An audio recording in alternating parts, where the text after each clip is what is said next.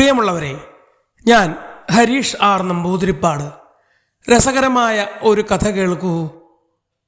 AC room. എത്ര നാളായി പറയുന്നു എങ്ങോട്ടെങ്കിലും ഒന്ന് പോണമെന്ന്. ഈ ചൂടത്ത് ഇവിടെ ഇരുന്ന് മടുത്തു. അതിനെവിടെ പോകാനാണ്? എല്ലായിടത്തും ചൂടും പൊടിയും അല്ലേ. മൂന്നാറിൽ വരെ ഭയങ്കര ചൂടാണ് പകല് മുഴുവനും. അതിന് കറങ്ങി നടക്കണമെന്നില്ല. എവിടെയെങ്കിലും നല്ല റിസോർട്ടിൽ പോയി ഒരു റൂമെടുത്ത് സമാധാനത്തോടെ ഇരുന്നാൽ മതി. AC റൂമൊക്കെ എടുത്തു കഴിയുമ്പോൾ കുറച്ച് സമാധാനം ഉണ്ടാവും. അതെന്തിനാ?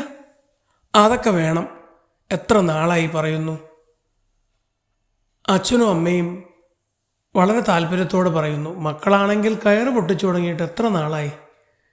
ശരി, നമുക്ക് അടുത്ത ദിവസം ശരിയാക്കാം. ഞാൻ ഏതായാലും നോക്കട്ടെ. എവിടെയെങ്കിലും ഒരു റിസോർട്ട്, AC എങ്കിൽ AC. കുറേ നാളുകളായി ഭാര്യയുടെ ആവലാതിക്ക് പരിഹാരം കാണാനായി രാമൻകുട്ടി തീരുമാനിച്ചു. അങ്ങനെ രാമൻകുട്ടി ഓഫീസിൽ പോയപ്പോൾ പെട്ടെന്ന് ഒരു ഫോൺ കോൾ. ദേ, ഒന്ന് വേഗം വരൂ, അമ്മ ഇവിടെ തെന്നി വീണു.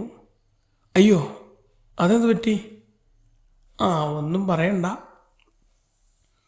അമ്മ കുളിമുറിയിൽ തെന്നി വീണതാണ്.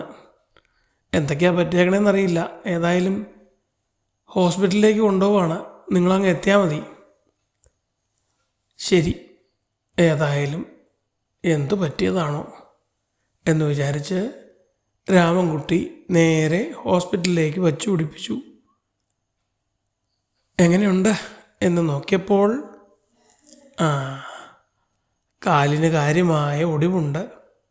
കുറച്ച് നാൾ പ്ലാസ്റ്റർ ഇട്ട് കിടക്കണം. അപ്പോൾ 2-3 ദിവസം കഴിഞ്ഞ് ഇവിടുന്ന് തന്നെ പോകാൻ പറ്റുള്ളൂ. കാരണം പ്രായമായ ആളല്ലേ, ഒബ്സർവേഷനൊക്കെ ഉണ്ട്. മുറി കിട്ടിയോ? മുറി ഞാൻ പറഞ്ഞ് AC റൂം തന്നെ സംഘടിപ്പിച്ചിട്ടുണ്ട്.